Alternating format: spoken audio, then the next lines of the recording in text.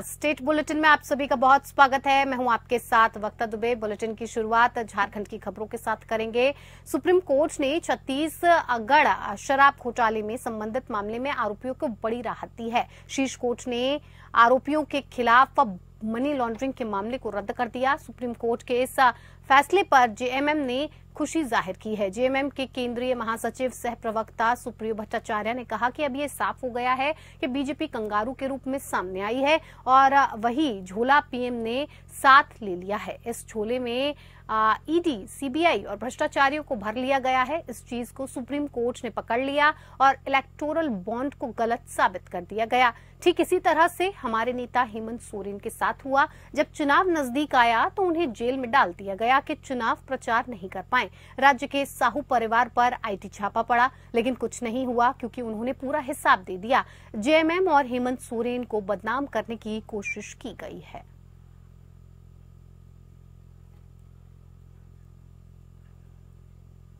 इधर नेता प्रतिपक्ष अमर कुमार बाउरी ने नगर निकाय चुनाव नहीं कराने के मसले पर सरकार पर हमला बोला। पार्टी कार्यालय में पत्रकारों से बातचीत में ये कहा गया कि 2023 से राज्य में 48 नगर निकाय भंग हैं। रांची नगर निगम की पूर्व वार्ड पार्षद रोशनी खलखो ने इस संबंध में चुनाव कराने की मांग को लेकर जनहित याचिका डाली थी।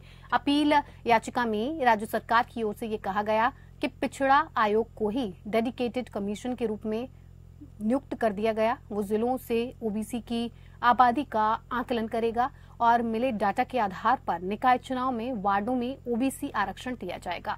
मौके पर प्रदेश प्रवक्ता प्रतुल शाहदेव, प्रदेश उपाध्यक्ष आरती कुजूर, मीडिया सह प्रभारी अशोक बडाइक भी उपस्थित थे। अमर बाउरी ने ये कहा कि राज्य सरकार ने हाईकोर्ट में सूचना आयोग लोकपाल की नियुक्ति के मसले पर भी झूठ बोला है। अधिकारियों ने कोर्ट में गलत एफिडेविट दिया है। उसमें ये कहा गया कि नियुक्ति तैयार पूरी है। आदर्श आचार संहिता के कारण मामला रुका हुआ है।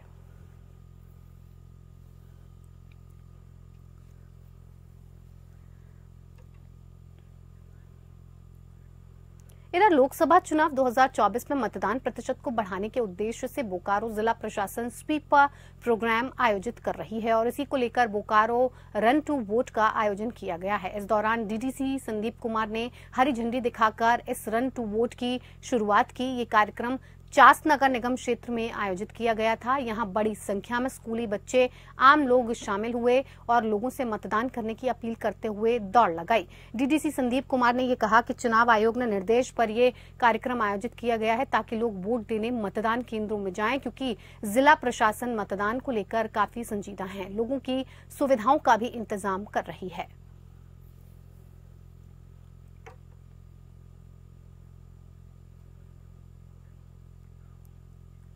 लोकसभा चुनाव को लेकर बीजेपी महिला मोर्चा ने भी अपनी तैयारी शुरू कर दी है और इसी को लेकर बीजेपी के बोकारो विधायक बिरांची नारायण के आवास पर महिला मोर्चा की प्रदेश अध्यक्ष आरती सिंह और धनबाद लोकसभा प्रत्याशी डुल्लू महतो की पत्नी सावित्री देवी ने महिला संपर्क अभियान के तहत धनबाद लोकसभा में पड़ने वाले सभी मंडल की महिलाओं के साथ महिला संपर्क अभियान आयोजित किया, जिसमें बोकारो चंदन कियारी महिला मोर्चा की मंडल अध्यक्ष, पदाधिकारी समेत सभी सदस्य मौजूद रहे। सभी को आगामी लोकसभा चुनाव को लेकर कमर कसने का निर्देश दिया गया। 400 पार के लक्ष्य को अंजाम तक पहुंचाने के लिए 2014 से किए गए महिला सशक्तिकरण के कार्यों को गांव की महिलाओं के बीच ले जाने का भी निर्देश दिया गया है। वहीं प्रदेश अध्यक्ष आरती सिंह ने ये कहा कि लोकसभा चुनाव को लेकर हम लोग तैयार हैं। सभी महिलाएं धनबाद लोकसभा में प्रत्याशी की जीत में भागीदार बनेंगी।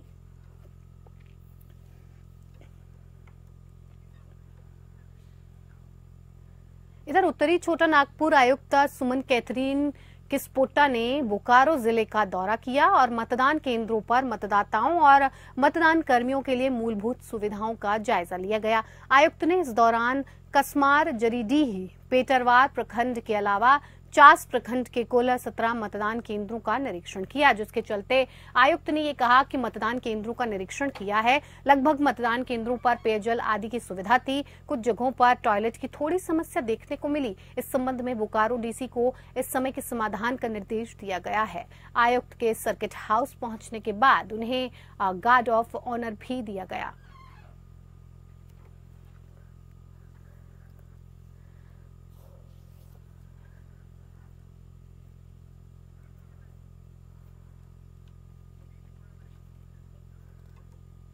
इधर लोहरदगा में हिंदू नववर्ष के शुभ अवसर पर जय श्री राम समिति के नेतृत्व में जिले के भारी संख्या में हिंदू सरनाथ सनातनियों ने भव्य शोभा यात्रा निकाली। मौके पर पूरे शहर में पुलिस प्रशासन ने कड़ी सुरक्षा के पुख्ता इंतजामात किए। एसडीपीओ श्रद्धा केरकेट्टा ने पूरी दलबल के साथ शोभा यात्रा की सुरक्षा व्यवस्था की कमान अपने हाथों में संभाल रखी थी। वहीं जय श्री राम संरक्षक सुषमा सिंह ने कहा कि हिंदू नववर्ष आज से ही नहीं बल्कि सदियों से आज के दिन ही मनाया जाता है। ये सिर्फ भारतवर्ष में ही नहीं बल्कि पूरे विश्व में आज ही के दिन सनातनियों ने हिंदू नववर्ष के रूप में मनाया जाता है।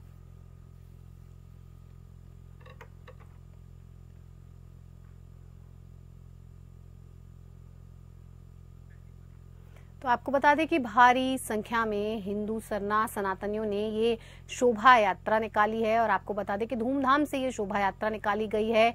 2081 हिंदू नववर्ष के अनुसार ये शोभा यात्रा निकली है। यात्रा के समय सुरक्षा के पुख्ता इंतजाम किए गए। कड़ी सुरक्षा के बीच इस शोभा यात्रा को निकाला गया है। भारी संख्या में हिंदू सरना सनातनियों ने मिलकर इस शोभा यात्रा को निकाला है और तमाम लोग इस शोभा यात्रा में शामिल हुए।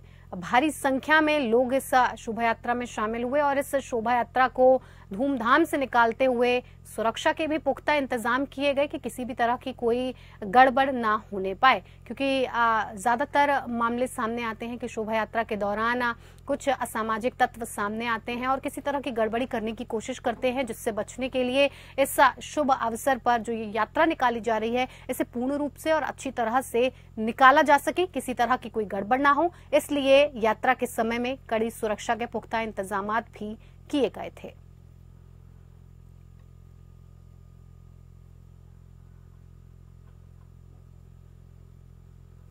सीधी तस्वीरें आपको लोहरदगा की दिखा रहे हैं, जहां पर 2081 हिंदू नववर्ष के शुभ अवसर पर ये यात्रा निकाली गई और तमाम लोग इस शोभा यात्रा में शामिल हुए।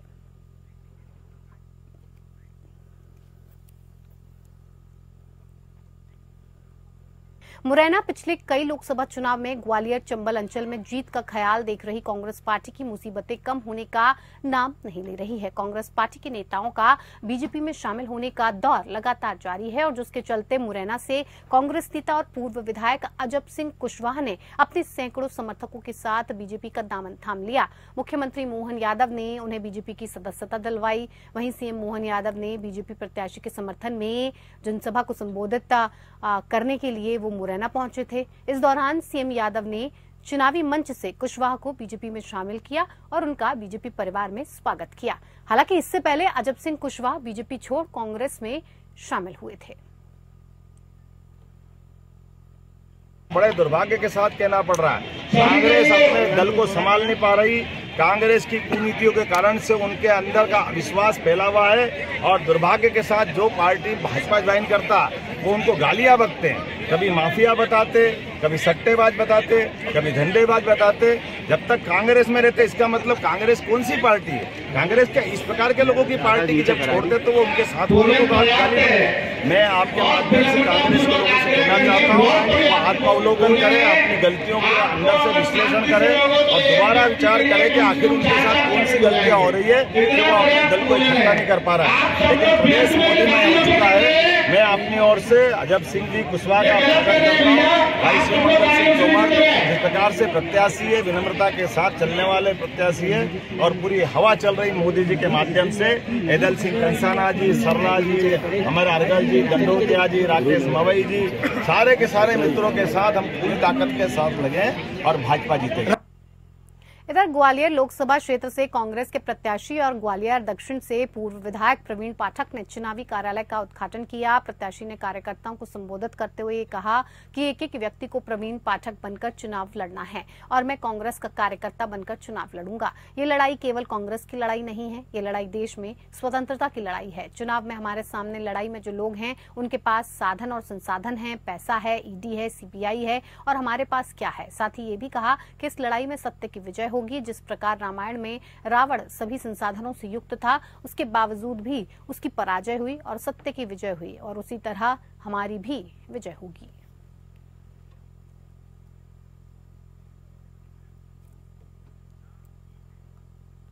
नाबालिग बच्चियों से होने वाले अपराध को लेकर ग्वालियर कोर्ट सख्त रुख अपना रहा है और ऐसा ही एक मामला ग्वालियर से सामने आया। यहां कोर्ट ने छेड़छाड़ के आरोपी शिक्षक को 20 साल की सजा सुनाई। आपको बता दें कि उटीला में पदस्थ शिक्षक मुंशी लाल माहौर को 8 साल की छात्रा से छेड़छाड़ के मामले में पॉक्सो कोर्ट ने 20 साल की सजा सुनाई। आरोपी शिक्षक मुंशीलाल माहौर के खिलाफ उटीला थाने में 22 अक्टूबर 2022 को शिकायत दर्ज कराई गई थी। स्कूल में पढ़ने वाली 5 से 8 साल उम्र की 4 छात्राओं ने छेड़छाड़ का आरोप लगाया था। उटीला पुलिस ने आरोपी शिक्षक मुंशीलाल के खिलाफ पॉक्सो एक्ट के तहत छेड़छाड़ का केस दर्ज किया और इस मामले की अंतिम सुनवाई में पॉक्सो कोर्ट में 2 छात्राएं गवाही से मुकर गईं, जबकि 8 साल की छात्रा ने पॉस्को कोर्ट में आरोपी के खिलाफ बयान दिया। छात्रा ने आरोपी की पुष्टि की, जिस पर कोर्ट ने इसे गंभीर अपराध मानकर आरोपी शिक्षक को 20 साल की सजा सुनाई और अर्थदंड भी लगाया।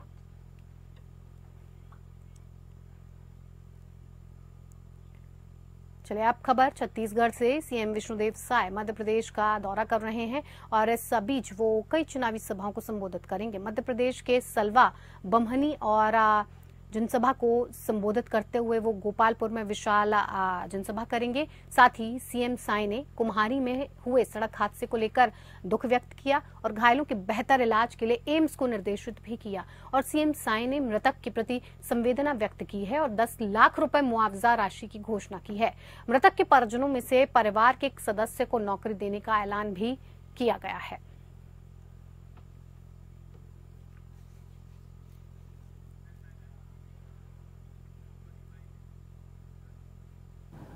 उनके प्रति, उनके परिवार के प्रति संवेदना हम व्यक्त करते हैं और उनकी आत्मा को भगवान शांति दे, ये भगवान से प्रार्थना है। और जितने भी घायल हैं वो भी शीघ्र स्वस्थ हों, ये प्रभु से कामना करते हैं। और इस घटना के प्रति हमारे देश के महामहिम राष्ट्रपति महोदया, उन्होंने भी संवेदना व्यक्त की है और हमारे देश के यशस्वी प्रधानमंत्री वो भी संवेदना व्यक्त किए हैं और जो घायल हैं उनका बेहतर से बेहतर इलाज हो, इसका शासन ख्याल कर रहा है। और मेरी जानकारी के अनुसार कंपनी मृतक परिवार को 10 लाख मुआवजा दे रहा है और एक नौकरी भी देगा मृतक परिवार को और अच्छा से अच्छा उपचार हो, इसकी भी चिंता कंपनी भी कर रहा है, हमारा पूरा शासन प्रशासन भी कर रहा है।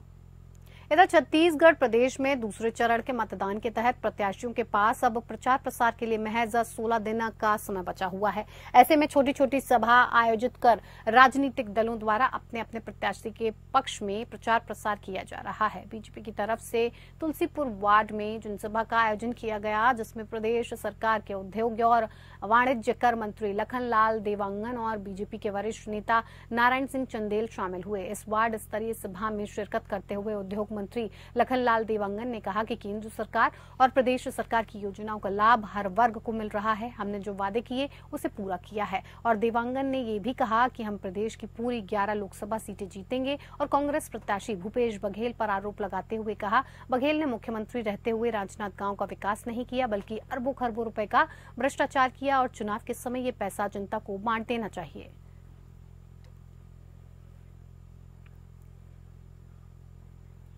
बीजेपी प्रदेश उपाध्यक्ष और चुनाव प्रबंधन समिति के प्रदेश संयोजक शिवरतन शर्मा ने ये कहा कि विधानसभा के नेता प्रतिपक्ष चरणदास महंत का मानसिक संतुलन ठीक होने का नाम नहीं ले रहा है। पीएम मोदी के सिर फोड़ने वाले बयान के बाद प्रधानमंत्री को लेकर अशोभनीय भाषा का फिर से इस्तेमाल किया है। शिवरतन शर्मा ने कहा कि प्रधानमंत्री को डिफॉल्टर कहकर महंत ने राजनीतिक शुचिता की सारी हदें तोड़ दी हैं और इसकी शिकायत के बाद चुनाव आयोग के निर्देश पर एफआईआर दर्ज की गई। चुनाव आयोग की हिदायत के बाद भी महंत और कांग्रेस पार्टी के नेता आए दिन प्रधानमंत्री को सिर फोड़ने, गाली देने सहित उनके व्यक्तित्व को लेकर अशिष्ट भाषा का इस्तेमाल कर रहे हैं और उसके लिए चरणदास महंत को माफी मांगनी चाहिए। साथ ही शिवरतन शर्मा ने यह भी कहा कि कांग्रेस ने जो वादे किए थे उसे पूरा नहीं किया, तो क्या उसके लिए भूपेश बघेल को डिफॉल्टर कहेंगे? क्या वादे पूरे नहीं करने के लिए चरणदास महंत सोनिया गांधी और राहुल गांधी को डिफॉल्टर कहेंगे? प्रदेशवासियों के साथ धोखा देने वाली कांग्रेस पार्टी बहुत बड़ी धोखेबाज और डिफॉल्टर है।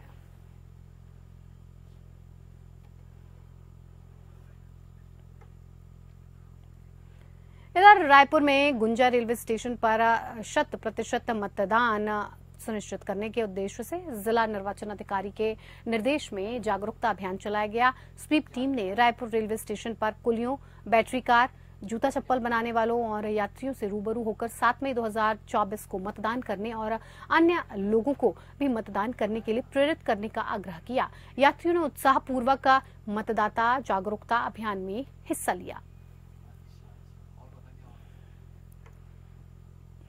स्टेट बुलेटिन में इतना ही। नमस्कार।